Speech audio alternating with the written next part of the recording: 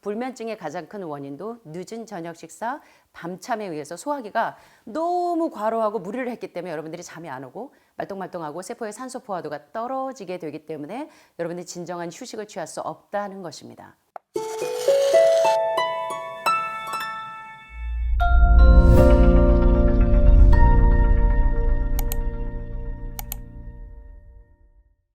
이번 시간에도 역시 어떻게 하면 여러분들이 이 질병의 늪으로부터 헤어나올 수 있는지 건강의 비결들을 한번 살펴보는 시간들을 갖도록 하겠습니다.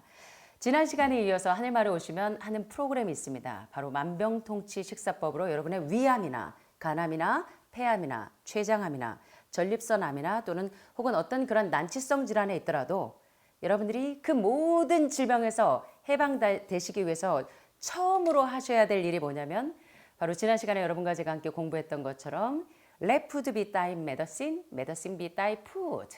의학의 아버지 히포크라테스가 이야기한 것처럼 바로 음식이 약이 되게 하고 약이 음식이 되게 하는 방법을 배우셔야 합니다. 원장님께서 조금 전에 강의 시작 전에 말씀하신 것처럼 오늘 많은 과학자들이 특별히 영양학의 바이블이라 불리우는 콜린 캠벨 교수님의 저서에 보면 무엇을 먹을 것인가가 암 환자에게 있어서 치료에 의한 가장 기본되는 선행 조건입니다. 맞습니까? 무엇을 먹을 것인가. 그래서 콜린 캠벨 교수님의 책이 사실은 원판에는 The China Study라고 하는 원어가 이제 있는데 한국에서는 그 책이 번역판이 제목이 뭐냐면 무엇을 먹을 것인가입니다. 그런데 무엇을 먹을 것인가도 상당히 중요한 내용이지만 왜냐하면 콜린 캠벨 교수님과 함께 수많은 질병 역학을 조사하는 많은 연구원들이 중국에 있는 그 광대한 지역들에 들어가서 수많은 시간 동안 그 많은 환자들을 역학조사한 결과 암의 스위치를 올렸다가 내렸다가 하는 주범이 바로 동물성 단백질과 동물성 지방, 특별히 인슐린 라이크 그로스 팩터 1이라고 하는 인슐린 유사 성장인자 1이 바로 여러분들이 좋아하시는 고기와 생선, 메티오닌 수치를 올려서 여러분들의 암의 스위치를 껐다 올렸다 하는 주범이 된다는 것을 알게 되었죠. 그래서 사실 여러분들이 회복되는 데 있어서 가장 중요한 첫 번째 선행 조건은 무엇을 먹을 것인가가 상당히 중요하지만 그 무엇을 먹을 것인가 못지않게 중요한 것이 어떻게 먹을 것인가입니다. 어떻게 먹을 것인가. 늦은 저녁 식사로 먹을 것인가? 또는 오늘 여러분 다 검사해봤더니 한 주 동안 여러분들이 이번 주에는 다 과식하셨어요. 그렇죠? 그래서 과식이나 간식이나 늦은 저녁 식사나 급식이나 속식과 같은 빨리 먹는 식사법. 그래서 이렇게 좋지 않은 식사법 때문에 가지야마 시조 박사가 쓴 책이 바로 식사 순서 혁명입니다. 그래서 이번 시간에 제가 어떻게 하면 만병통치 식사법으로 무엇을 먹을 것인가 이어 어떻게 먹을 것인가에 대해서 이번 시간에 한번 살펴보는 시간을 갖도록 하겠습니다. 지난 시간에 만병통치 식사법에 있는 걸 한번 요점 정리를 해보겠습니다. 제가 이제 최고의 영양학의 진짜 바이블은 바로 이 책입니다. 엘렌 화이트라고 하는 의료 선교사가 쓴 이 좋은 음식, 올바른 식사는 미국의 위마나 와일드우드나 그리고 미국이나 캐나다나 가장 중요한 암 환자를 힐링하거나 많은 중증 환자들, 난치성 환자들을 케어하는 데 있어서 가장 기본적인 베이스가 되는 것이 바로 엘렌 화이트의 좋은 음식, 올바른 식사. 이 책 두 권에 여러분들에게 건강의 비결이 노하우가 다 있습니다. 그래서 많은 중증 요양원에서 이 책을 베이스로 해서 많은 환자들을 케어하는 데 기본적인 지침을 삼고 있는데요. 제가 다시 이번 시간에 여러분들에게 이런 좋은 음식과 올바른 식사법에 보면 엘렌 화이트 이런 말씀을 하십니다. 오늘날 많은 사람들이 위암이나 간암이나 폐암이나 췌장암이나 전립선암으로 죽는 이유는 뭐냐면 좋지 못한 요리로 사망함 또는 위장 과로로 사망함이라는 묘비명이 걸릴지 모른다고 말씀하십니다. 우리가 의학적인 사인으로는 간암이고 위암이고 폐암이고 췌장암이고 전립선암이지만 위암도 간암도 이러한 그 소화기, 췌장암도 소화기가 붕괴돼서 생기는 모든 병은 뭐냐면 여러분들이 좋지 못한 음식 때문에 여러분들이 위암이나 간암이나 폐암에 걸린 것이고 그 음식을 가지고 기름에 튀기고 볶고 지지고 그래서 여러분들이 아시는 것처럼 지방이 범인이라는 책의 저자이신 콜텔 에셀스틴 박사님께서는 모든 질병에 특별히 바이패스나 스텐트를 하지 않아도 미국의 전 클린턴 전 대통령의 주치의셨던 콜린 캠벨 교수가 지방이 범인이라고 한 이유가 있어요. 각종 심혈관 질환이나 특별히 당뇨병의 범인이 지방이죠. 그래서 이 메티오닌 수치가 많은 생선 기름, 수은 덩어리인 이런 식사법이 바로 여러분들을 병들게 하고 여러분들을 아프게 하는 주범이기 때문에 이번 시간에 이제 만병통치 식사법에 대해서 지난 시간에 이어서 한번 강의를 해보도록 하겠습니다. 자, 어떻게 먹는 것이 우리를 병들게 하는가 한번 살펴보도록 하죠. 자, 여기 보니까 묘비명이 있습니다. 최 누구누구, 뭐 때문에 사망함? 사실은 의학적인 사실은 위암, 간암, 폐암인지 모르지만 영양학적이나 생리학적인 사인으로 볼 때는 좋지 못한 요리로 사망함. 또 김 누구누구는 사실은 위암, 간암, 폐암, 췌장암인지 모르지만 사실 영양학적인 사인이나 생리학적인 사인으로 볼 때는 위장 과로로 사망함이라는 묘비명에 걸릴지 모른다는 것입니다. 그래서 지난 시간에 제가 좋지 못한 요리로 사망하는 데는 이유가 있다고 말씀드렸어요. 그렇다면 좋은 음식은 뭘까요? 무엇을 먹을 것인가에 있어서 가장 중요한 것은 그렇다면 좋지 못한 음식 대신에 좋은 음식을 드셔야 합니다. 자, 그러면 좋은 음식이 뭐고 좋지 못한 음식이 여러분들이 생각해 보시면 암 환자가 드시지 말아야 되는 음식이 뭐라고 생각하세요? 암 환자가 드시면 안 되는 음식. 건강한 사람도 마찬가지고. 지난 시간에 공부하셨죠? 어떤 게 좋지 못한 요리였습니까? 고기, 또 생선, 또 튀김. 예, 말씀드렸던 것처럼 이제 질병역학의 그랑프리에서 가장 중점적으로 다루는 게 존 라빈스나 여러 많은 그 생략자들이나 암 전문가들은 한결같이 What the Health라는 여러분 건강 다큐를 보셨잖아요. 거기 제가 여러 편에 이어서 여러분들에게 속편으로 건강 강의를 해드릴 때 가장 우리 환우분들이 건강을 회복하기 위해서 여러분의 식단에서 하버드 의대는 알려주지 않는 건강법의 저자이신 이 누구예요? 켈리 터너 박사님께서 많은 말기 암 환자들을 조사해봤더니 이 말기 암 환자들이 식단을 바꾸니까 회복이 됐는데 그들의 식단에서 뭐가 제거되니까 회복이 됐어요? 여러분들이 좋아하시는 꿀꿀이, 월렁거리, 음메, 꼬꼬꼬꼬꼬꼬.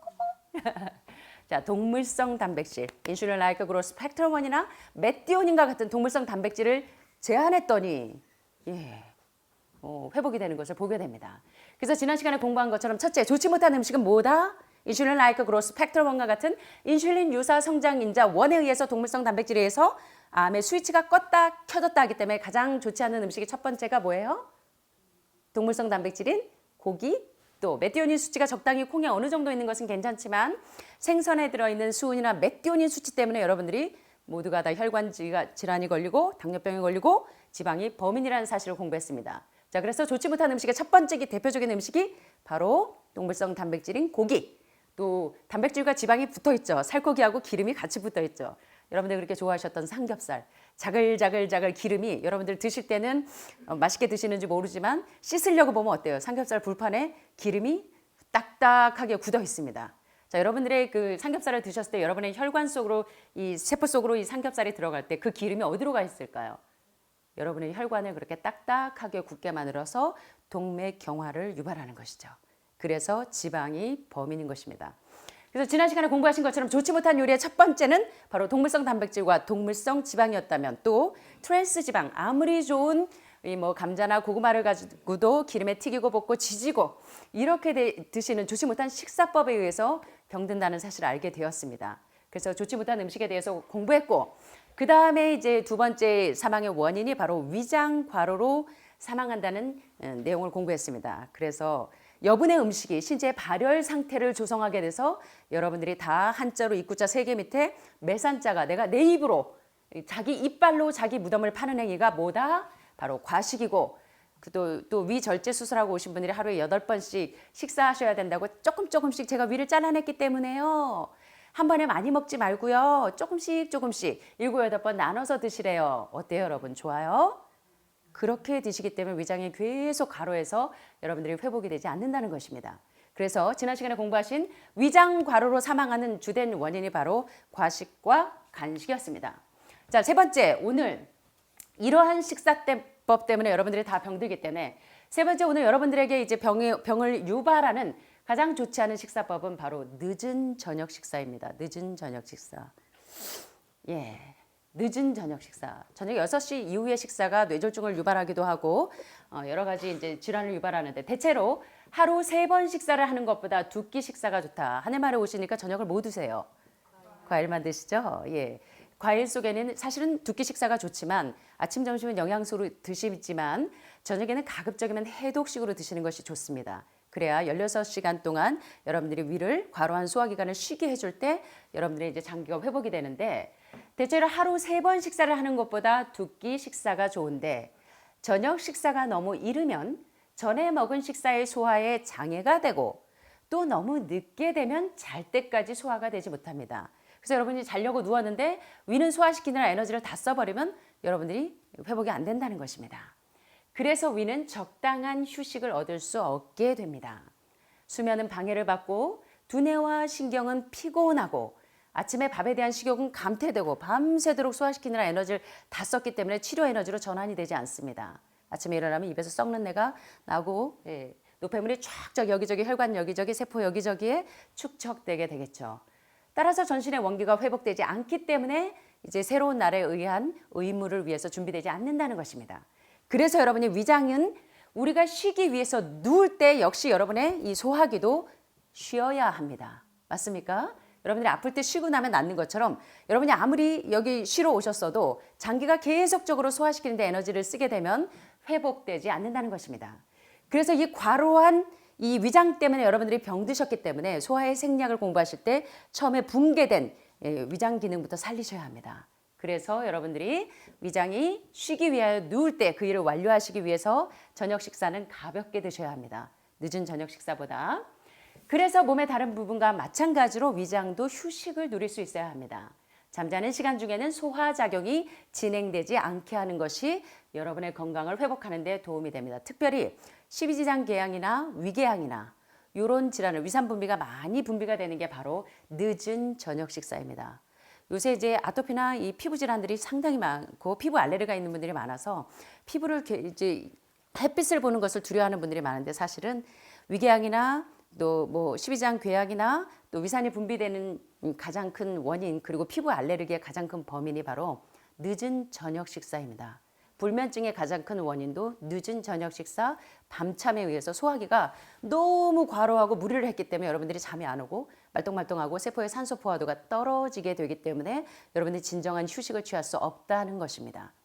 자, 그래서 십이지장궤양은 밤에 악화가 되고 이것은 밤에 위산 분비가 많이 되기 때문에 여러분들이 밤새도록 고통을 당한다는 것입니다. 그래서 위산 분비를 자극하는 밤참을 삼가해 주시고요. 저녁 7시 이후의 식사가 위궤양을 유발하고 악화시키기 때문에 여러분이 잠자려고 누우시면 적어도 잠자리에 들기 몇 시간 전에 식사를 마쳐야 할까요? 소화작용을 다 마치시려면 적어도 4시간이나 5시간 정도는 쉬어주셔야 돼요. 그래서 저녁에 이제 해독식으로 좋은 이 과일은 단당류이기 때문에 소화시키는 데 에너지를 안 쓰니까 이 에너지가 다 어디로 가냐면 바로 치료 에너지로 전환이 되는 것입니다. 자, 그래서 잠자리에 들기 4시간 전에 식사를 마치셔야 되고 잠자는 시간 중에는 소화작용이 진행되지 않게 하시고 바로 저녁 6시 이후의 식사가 바로 뇌졸중이나 뇌경색이나 모야모야 같은 이런 뇌질환의 가장 큰 원인이 된다는 것입니다. 특별히 저녁에 늦은 저녁 식사를 하는 게다가 환우분들이라고 기운이 없다고 죽을 드시거나 흰쌀로 이렇게 밥을 해갖고 죽을 드시게 되면 뇌혈관이 딱 막혀서 이 sak한 시술하시는 분들이 너무 많은 이유 중에 하나이기도 한 것입니다. 그래서 뇌졸중이 딱 오기 시작하실 때 이제 젊은 분들이 부모님들의 뇌졸중 기운이 딱 보일 때 하늘마을에 보내시면 한 달 안 돼서 회복이 되셔서 가시죠. 이미 이게 돌아가기 시작하고 중풍기가 딱 보일 때 자녀분들이 어떻게 알고 다 보내시더라고요. 그때 여러분이 막히게 시작되는 뇌혈관을 뚫어주셔야 됩니다. 뭘로요? 트래펑, 혈관 트래펑인 과일식으로 혈관에 있는 모든 독소들과 세포 독소들, 그 다음에 산소 포화도가 떨어진 모든 그런 환경 조건을 바꿔주시면 중풍병도 회복될 수 있는 것입니다. 자, 4번째. 이런 식사가 여러분을 병들게 하는 그 4번째가 바로 급식입니다.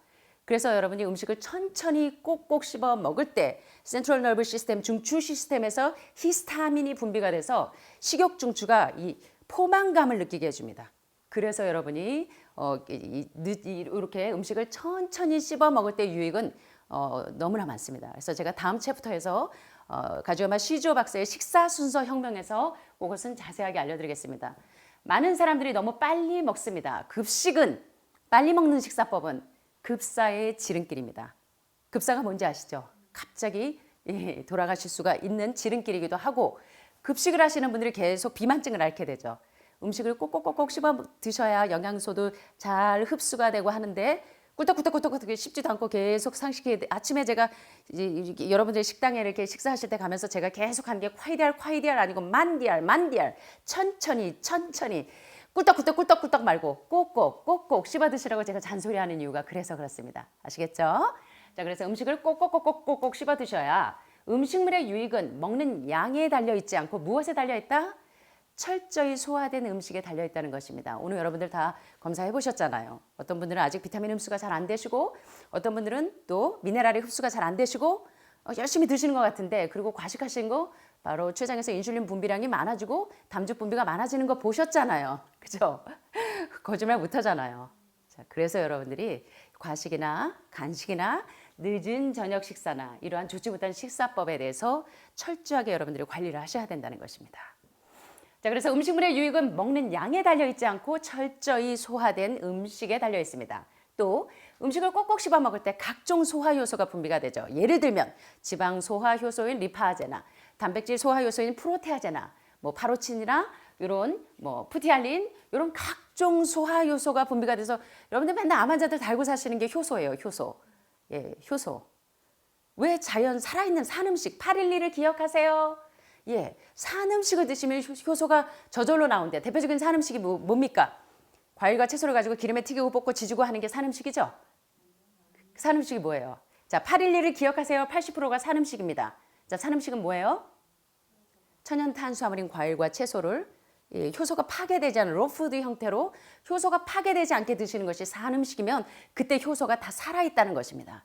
자, 그래서 그런 식으로 드셔야 돼요. 그래서 음식물을 꼭꼭 씹어 먹을 때 히스타민이 분비가 되고 파루친이나 푸티알린이나 아밀라제나 리파제 같은 각종 영양소의 소화 효소가 분비가 되면서 여러분의 몸에 영양소가 잘 스며들게 되신다는 것입니다.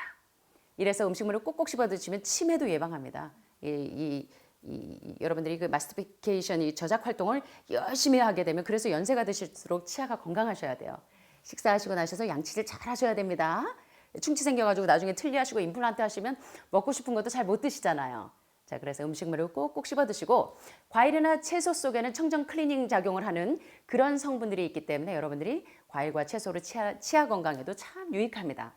그래서 이렇게 음식물을 꼭꼭 씹어 먹으면 이제 치매도 예방할 수가 있고 따라서 면역력 쑥쑥, 림프구 쑥쑥, 암세포 짜인 날 암세포 어디 가요? 없어지겠죠? 자, 그래서 꼭꼭 씹어 드셔야 됩니다. 자, 마지막으로 위장과로로 사망하게 되는 좋지 못한 식사법 가운데 바로 이것이 문제입니다. 잘못된 식품 배합. 가장 최악의 잘못된 식품 배합이 뭐라고 생각하세요? 여러분들이 고기하고 식단에 보시면 고기하고 밥하고 같이 드시는 거 어떠세요? 예? 맛있어요? 예, 웃잖아 이거. 그래서 가시면 안 된다니까. 결혼식만 끝나고 바로 들어오셔야 된다니까. 믿을 수 없다니까. 이제 겨우 좋아지고 있는데 산성화된 체질을 지금 알카리아로 겨우 지금 바꾸고 있는데 나가셔서 따님 결혼식 핑계대고 20일 동안 뭘 먹을지 몰라요. 네, 가장 나쁜 음식물 배합이 바로 단백질과 탄수화물의 배합입니다. 뭔지 아시죠? 밥 한 숟갈 먹고 고기 한 점 드시고 이게 가장 좋지 않은 배합이라는 것입니다. 최악의 배합이에요. 영양학적으로 볼 때도 가스가 차고 화학작용이 생기고 특별히 이러한 잘못된 식품 배합이 음식물 배합이 잘못되기 때문에 장애가 생기고 음식물이 안에서 발효가 되면서 썩어서 세포 속에 독소가 자꾸 들이차게 되고 혈액을 점점 산성화 만들게 되면 모리스 다게이츠 박사가 얘기한 것처럼 암이 처음 시작되는 기전이 처음에 뭐냐면 세포가 점점 혈액이 점점 산성화되는 것인데 산성화된 음식은 고기, 생선, 기름에 튀기고 볶고 지지고 이런 거 드셔서 산성화된 음식 때문에도 산성화되지만 아무리 좋은 음식을 가지고도 여러분들이 잘못된 식사법으로 드시면 산성화된다는 것입니다. 그래서 이렇게 음식물 배합이 잘못되기 때문에 발효가 되고 피가 혼탁해지고 여러분 오늘 혈액 검사해 보시니까 과식한 거 절대 속일 수 없었죠. 예, 어떻습니까? 막 혈전이 뭉친 것처럼 막 뭉쳐 있는 분들 계시고 저 결과 예쁘게 산소가 잘 들이다닐 수 있게 예쁘게 생긴 분들도 계시고 오늘 성적 불량이신 분들 이번 주에 한 주 동안 잘 하셔야 됩니다. 자, 그래서 두뇌가 혼란해집니다. 지난 시간에 말씀드렸던 것처럼 많이 먹으면 뇌에서 여기 이 소화력을 끌어오기 때문에 많이 먹는 사람이 따라서 니꼴 미련하다. 그래서 옛날 어른들이 말씀하신 것처럼 미련한 놈이 먹기도 많이 먹는다가 이 공식이 맞는다는 것입니다. 왜냐하면 위에서 소화력을 다 끌어쓰다 보면 나중에 이제 소화력이 떨어지면 어디서 끌어와요? 뇌에서 끌어오기 때문에. 그래서 여러분들이 이 적당히 그 위를 한 60% 정도만 채우시는 게 좋다는 것입니다. 임신하셨다고 임산부들이 아이를 위해서 핑계 대시고 많이 드시면 안 됩니다. 적당히 드셔야 돼요. 예. 자, 그래서 가장 나쁜 배합 가운데 하나가 탄수화물과 단백질. 다시 말하면 고기 한 점, 밥 한 숟갈, 고기 한 숟갈. 이런 배합이 가장 나쁘고 밥 한 숟갈, 계란 한 점. 이 배합이 가장 나쁘다는 것입니다. 예외가 있죠. 예외가. 뭐요? 계속 질문이 들어옵니다. 뭐요? 부원장님 그러면 밥에다가 콩 썩는 건 어때요? 그건 어떨 것 같으세요?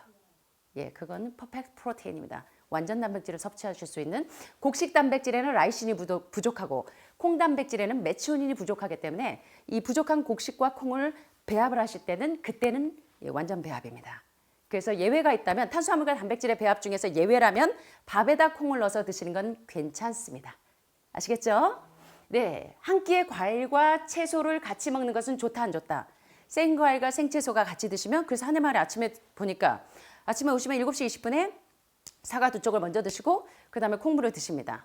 자, 그럴 때 아침에 저희가 야채가 센 게 나오든가요? 살짝 익히든가요? 우리 사모님 말씀하신 것처럼 아침에 브로콜리, 당근, 비트 뭐예요? 살짝 쪄서 드립니다. 왜? 생과일과 생야채가 만나면 가스가 차고 화학작용이 일어나서 피를 불결하게 하고 장기가 원활하게 작동하지 않기 때문에 그렇습니다. 그래서 한 끼에 과일과 채소를 같이 먹는 것은 좋지 않은데 예외가 있습니다. 어떤 예외가 있을까요? 이 과일 가운데도 채소과 과일이 있고 야채과 과일이 있죠. 과일과 과일이 있습니다. 예를 들면 나무에서 열리는 사과나 포도나 바나나 같은 애들은 뭐예요? 과일과 과일로 단독으로 드셔야 합니다. 그런데 도마도, 참외, 또 뭐가 있을까요? 수박, 딸기, 밭에서 나는 채소과 과일은 식사와 같이 드셔도 됩니다. 이해되시죠? 예, 그래서 과일과 과일과 채소과 과일을 헷갈리지 않으시면 좋겠습니다. 자, 그래서 한 끼에 과일과 채소를 같이 먹는 것은 좋지 않고 만일에 소화력이 약하면 그 두 가지를 함께 먹는 것은 때때로 속을 불편하게 하고 특별히 정신적인 노력을 하는데 지장을 일으키게 됩니다. 그래서 여러분이 한 끼니에 과일을 드실 것 같으면 하늘마을 식단처럼 가급적이면 저녁에 과일만 단독으로 드시는 게 여러분의 망가진 소화기를 살리는데 도움이 되셔서 위암이나 췌장암이나 담도암이나 담낭암과 같은 소화기 질환을 빨리 회복하실 수 있다는 것입니다. 자, 게다가 또 잘못된 식품 배합에 여러분들이 식초를 좋아하시는 분들이 많아요. 그래서 이 좋은 음식 올바른 식사에 저자이신 엘렌 화이트도 30년 동안 식초와 전쟁을 하셨어요. 요새 식초가 발효식품이 좋다고 식초를 암 환자들이 일부러 따로 드시는 분들이 있는데 죄송하지만 여러분들 잘못된 식사법을 조금 고치시는 게 좋겠습니다. 자, 여기 보시면 식초는 위장 안에서 뭐해서? 발효해서 혈액을 점점 더 산성화 만드는 주범이라는 것입니다. 음식이 소화되지 않고 오히려 뭐한다? 부패시킨다. 그 결과로 피가 영양분을 공급받지 못하면 어디가 망가진다? 간장과 신장에 고장이 생긴다는 것입니다. 그래서 여러분 하늘마을에 보니까 식초가 없고 대신 뭘로 써요? 레몬즙을 짜서 새콤한 맛 낼 때는 레몬즙을 활용하시면 좋겠습니다. 설탕. 일본에서 설탕의 다른 별명이 뭔지 아십니까? 설탕의 별명. 설탕의 다른 이름. 네? 네? 회도. 맞습니다. 누구세요? 회도 맞추신 분. 아, 원장님이시구나. 역시. What a honey. 네, 회도가 뭔지 아시죠? 예, 미네랄을 훔쳐가는 도둑놈. 여러분들은 암 환자들 공통점으로 이게 이 전해질 수치가 떨어집니다. 미네랄이 부족하죠. 천연 미네랄. 그 미네랄을 훔쳐가는 도둑놈이 누구냐면 설탕이에요. 암 환자들은 여러분 당분이 암세포의 먹이인 거 아시죠? 그런데 설탕당과 과당은 다릅니다. 설탕당은 여러분들의 암 수치를 높이지만 과당은 여러분들에게 염증 수치를 줄여주는데 그리고 암을 동면상토로 만드는데 가장 좋은 치료제입니다. 그래서 이제 과일식 하실 때 지금 영선 씨 같은 경우 체력이 너무 바닥을 치고 있기 때문에 이렇게 아침, 점심, 저녁 과일만 먹기에도 조금 체력이 딸리실 때 저희가 포도즙을 가끔 드립니다. 자, 이 근데 이제 이모님들이 포도즙을 먹으면 이것도 많이 먹으면 암을 크게 한다. 이것도 당이기 때문에 이걸 잘못 이해를 하셨어. 그래가지고 포도즙을 먹으면 암이 큰다고 얘기를 들으셨어. 자, 여러분 포도즙은요. 포도 속에 있는 레스베라트롤 성분은 반대로 역작용으로 페크맨처럼 이 레스베라트롤 성분이 암을 먹어버립니다. 그래서 과거에 포도요법을 하시면서 포도만으로 이 병을 고치신 분들이 상당히 많아요. 그래서 여러분들이 이제 포도나 과일 속에 있는 레스베라트롤 성분이나 각종 파이토케미칼 성분들이 여러분들에게 굉장히 중요한 치료제가 되기 때문에 그냥 단식보다는 과일식의 암 환자들에게는 이 정상세포에는 이 파이토케미칼과 영양소를 적당하게 넣어주면서 이 독소들은 해독할 수가 있기 때문에 가장 좋은 식사법이라는 거 기억하셨으면 좋겠어요. 그냥 단식보다. 자, 그래서 회도 얘기하다가 설탕이 이렇게 여러분들 집에 가시면 냉장고에 있는 거 다 버리실 게 너무 많죠? 설탕도 다 버려야 되고 뭐 된장, 간장, 고추장도 버려야 되고 버려야 될 게 많죠. 또 이렇게 밑으로 내려가 보니까 냉동고에 있는 스테이크에다가 이런 것도 버리셔야 되고 이쪽 오른쪽으로 가보니까 생선도 있고 네, 자 여러분들의 건강을 위해서 건강개혁을 단호하게 하셨으면 좋겠습니다. 자, 그래서 설탕은 위장 안에서 발효의 원인이 되고 두뇌를 흐리게 하고 까다로운 성질을 초래한다. 제가 병원에 있을 때 우리 꼬마 간호사들이요. 이게 우리 병원에 있는 분들이 조금 히스테리컬한 이유가 있습니다. 왜냐하면 환우분들이 이렇게 오실 때 뭘 많이 사와요. 파리바게뜨나 크라운 베이커리에서 초콜릿하고 케이크를 많이 사옵니다. 거기에 설탕이 바글바글바글하고 지방이 바글바글하죠. 그래서 이게 까도남이 되는 것입니다. 원장님이 저를 처음 봤을 때 제가 이렇게 샥 생머리를 날리면서 까도녀 같은 분위기로 샥 자주색 아반떼를 끌고 샥 가는데 너무 차가워 보여서 말을 붙일 수가 없었대요. 그때 제가 사실은 이 파리바게뜨 빵을 무지 좋아했습니다. 크라운 베이커리 빵하고 아주 기절했었거든요. 지금은 제가 건강개혁을 잘하고 있습니다. 자, 또 소다나 베이킹 파우더, 치즈는 전신을 중독시킵니다. 사실 베이킹 파우더나 소다는 여러분들이 어느 때 쓰시냐면 쑥떡 하실 때, 방앗간을 가실 때 여러분 소다 사용하지 마셔야 됩니다. 소다나 뭐 옥수수 찔 때도 그런 거 쓰시는 분들 많은데 소다나 베이킹 파우더는 여러분들이 그릇 세척하거나 소독하실 때 쓰시는 겁니다. 요거는 전신을 중독시키고 특별히 제과점에서 파는 모든 빵들이 이게 다 들어가죠. 부풀린 빵들. 그래서 2번 구운 주입액 형태로 식사를 하셔야 됩니다. 그래서 여러분이 현미, 통밀 이런 빵들을 지혜롭게 드셔야 되는데 소다나 베이킹 파우더는 위에 염증을 일으키고 때로는 전신을 중독시킵니다. 그래서 여러분들이 소다나 베이킹 파우더로 이렇게 빵 만들거나 이런 거 주의하셔야 되겠습니다. 부풀린 빵은 좋지 않다. 또 이렇게 함께 여러 가지 음식을 먹지 말고 서너 가지면 충분합니다. 다음 식사에서 여러분들이 바꾸어 드실 수 있는데 왜 식사하기 전에 여러분 기도하셔야 되는 줄 아십니까? 특별히 아침에는 여러분들이 유혹을 덜 받아요. 그죠? 점심 때 되면 하늘마을이 상다리가 부러지죠. 종류별로 막. 그러면 여러분들 처음에 못 드시다가 오셔가지고 막 흥분해가지고 뭐부터 먹어야 될지 막 흥분한 게 보이십니다. 특별히 뭐 짜장면 나오고 뭐 이런저런 거 나오실 때는 뭐 와플빵 나오고 막 이러면 정신 하나도 없어요. 여러분들 보면 제가 말 시켜도 몰라. 기도를 언제 했든가 다 잊어버리셔. 자, 이거 과일 시켜가지고 못 먹는다고 울지 마시고 다음 식사에서 드실 수 있습니다. 자, 그때 무슨 운동이에요? 상상력 운동하셔요. 이미지네이션, 메이킹 하시는 거 여러분 지난 시간에 배우셨잖아요.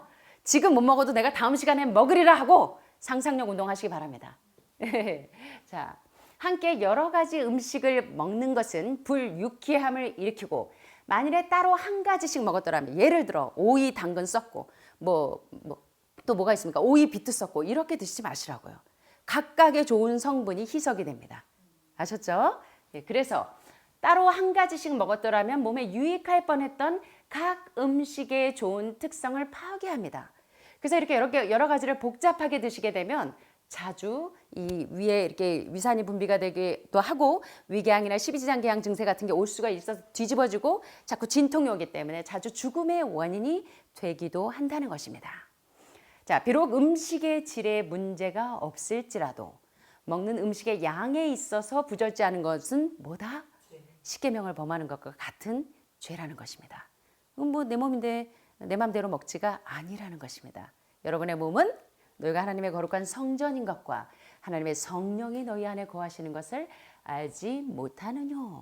그런즉 먹든지 마시든지 무엇을 하든지 기도하게 되시길 바랍니다. 자, 한번 따라해 보실까요? 그대가 홀로 있을 때나 길을 걸어갈 때나 일상생활로 분주할 때라도 우리 구주와 이야기하는 습관을 기르라. 예, 산에 다니시면서 뭐 이 남편 때문에 뚜껑 열리고 애들 때문에 뚜껑 열려가지고 씩씩씩 되지 마시고 계속 특별히 식사하시기 전에 기도하게 되시길 바랍니다. 마음속에 계시는 예수님, 생활 속에 계시는 예수님, 특별히 내가 식사할 때 식욕을 조절할 수 있게 해주시는 그 예수님에게서 여러분 힘을 받게 되시길 바랍니다. 식사 시간 되면 다 잊어버리고 에라 먹고 죽은 귀신은 때깔도 곱대더라 하고 흥분하지 마시고요. 자, 음식물 배합을 잘못해서 장애가 생기고 발효가 되고 피가 불결해지고 두뇌가 혼란해집니다. 한 끼니에 생과일과 생채소를 먹는 것을 피하시라는 겁니다. 아셨죠? 자, 그래서 이런 배합이 굉장히 중요하다는 것입니다. 자, 이번 시간에 이렇게 먹으면 병이 걸린다. 자, 무엇을 먹을 것인가 중요합니다. 무엇을 드셔야 합니까, 이제? 여러분들이 회복되시려면, 여러분의 위암에서, 췌장암에서, 또 당뇨병에서 회복되시려면 무엇을 드셔야 될까요? 응? 오늘은 치킨, 내일은 스테이크, 모레는 삼겹살? 어떻게 드셔야 될까요? 네? 과일 드셔야 돼요. 네, 좋은 음식 드셔야 됩니다. 좋은 음식이 뭔지 지금까지 공부하셨죠? 예, 아시죠, 이제? 자, 그 다음에 어떻게 먹을 것인가? 어떻게? 저녁 늦게 드셔야 되겠죠? 예, 저녁, 아침에는 그냥 간단하게 뭐 토스트에다가 커피 한 잔 때우시고, 저녁에는 건강하게 드셔야 되겠죠? 예, 그것이 바로 뇌졸중과 뭐 각종 궤양과 모든 암병의 원인이 된다는 사실 공부하셨습니다. 그래서 과식이나 간식이나 늦은 저녁 식사나 빨리 드시는 거, 이런 조치, 또 음식물 배합이 잘못되어 있는 거, 이런 것들 다 고치셔야 되겠습니다. 아셨죠? 그래서 여러분들이 병들지 않는 식사법으로 여러분들이 무엇을 먹을 것인가, 그리고 어떻게 먹을 것인가가 얼마나 중요한지를 이번 시간에 살펴보았습니다. 감사합니다.